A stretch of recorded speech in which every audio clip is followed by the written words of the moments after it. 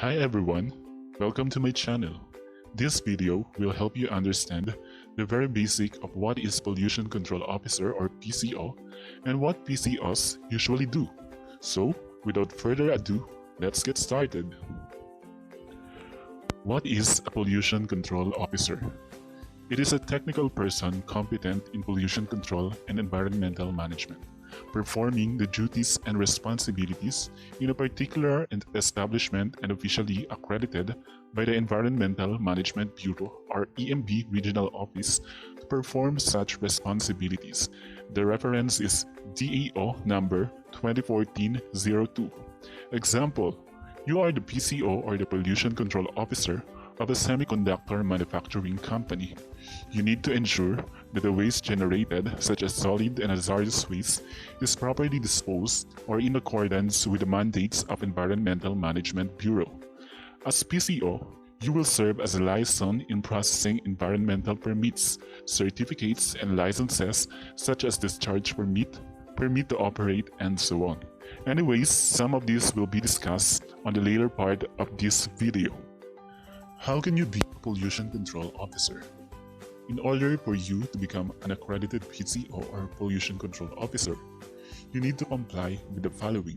Number 1, you should undergo the 40 hours basic PCO training from DENR-EMB accredited training institutions. Number 2, you must be a bachelor's degree holder.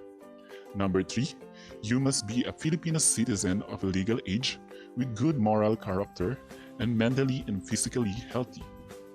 Last but not the least, you must be a full-time employee of the establishment where you are being appointed or designated as PCO.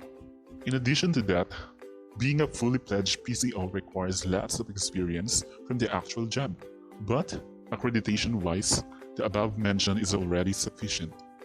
For the validity of PCO training, remember that the PCO training is valid for 3 years, starting from the date of completion of the course. PCO Accreditation. Of course, to be able to be an accredited PCO under the establishment being rendered, the PCO shall submit necessary documents or requirements as per DEO 2014-02, such as diploma and/or DOR, curriculum vitae, appointment letter, and so on. Remember that the accreditation is valid for 3 years. Please also note that accreditation will be automatically revoked once the PCO resigns from the establishment he or she is rendering.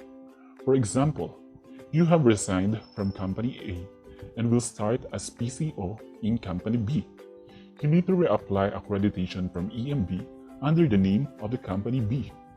Note that the accreditation will be reset and will be valid again for 3 years once new accreditation for Company B has been granted. PCO main duties and responsibilities. The following are the most basic duties and responsibilities of an accredited PCO, but this may still vary depending on the organization. But the ones mentioned here must not be omitted. Again, the following are the main duties and responsibilities of an accredited PCO. Number 1, ensure that the organization complies with the regulatory and statutory requirements of the mandated environmental laws, whether locally or internationally. So this will depend on the applicability and nature of business. Number 2, submission of reports to DENR or EMB. Last but not the least, renewal of permits, certificates, and licenses. Now, let's discuss about the ECC or Environmental Compliance Certificate. Remember that before the company or project starts, the establishment should conduct a study for environmental impact that may be caused by the project or establishment and shall take corresponding mitigating measures. If the organization demonstrates that they will not cause adverse impact to the environment, then that's the time the EMB will issue an ECC, and it will be valid unless amended or revoked.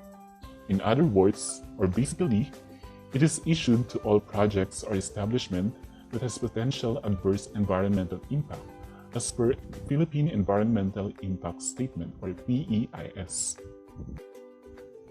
For CNC or Certificate of Non-Coverage, This is another form of certificate granted by EMB, or it may be considered as lower version of ECC, wherein the project or establishment is not covered by the Philippine Environmental Impact Statement. For this part, let's discuss the reports submitted by the PCO. Again, these are the most basic reports submitted and may still vary depending on the scope of the regulations. Let's say, for example, CTA has extra regulations for waste segregation, and CTA is requiring you to submit waste management report. With that, you need to comply for this statutory requirement.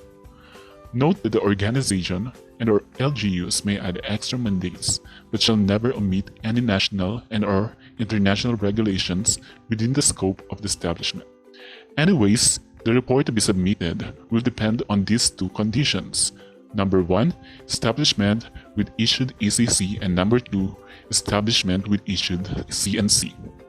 The following are the most basic reports to be submitted by the establishments under ECC.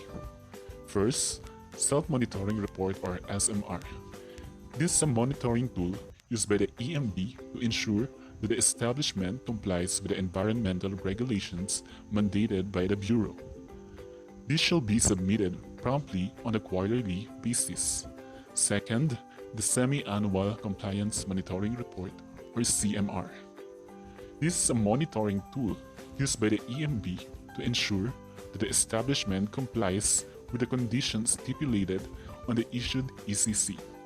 This shall be submitted promptly on a semi-annual basis. For the establishments with issued CNC, SMR is the only requirement. We're now approaching to the last part of this video. We'll be enumerating the most common permits renewed and monitored by the PCO. First, the discharge permit, which has a 1-year validity.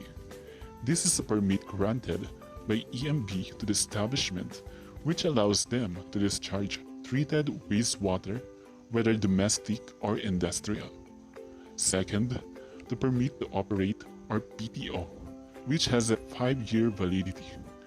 This permit is granted by EMB to the establishment to operate air pollution source equipment such as generator set, boiler, and so on, ensuring that all conditions stipulated on the permit are met. Lastly, the Hazardous Waste Generators ID or HGID. This is considered as a document which registers all hazardous waste generated by the organization, such as electronic waste, all contaminated materials, silica gel, solvents, and so on. This document has no expiration unless revoked or amended. To show my appreciation for watching the whole video, I will be giving the following PCO side notes and tips. Number 1. Ensure that the expiring permits must be renewed 30 days prior to the expiration date. Number 2. Implement programs that will involve and raise awareness among employees of your organization for environmental management and/or protection. Create environmental initiatives within the organization. Number 4. Stay tuned on EMB website and our FB page to stay updated with the latest environmental policies. Last but not the least, be an ISO 14000:2015 certified. If you like this video, please subscribe to my channel and hit the notification bell. For other specific topics discussed in this video, and you want further or more detailed discussions of such topics, please leave your comments below. Thank you for watching and see you till the next video.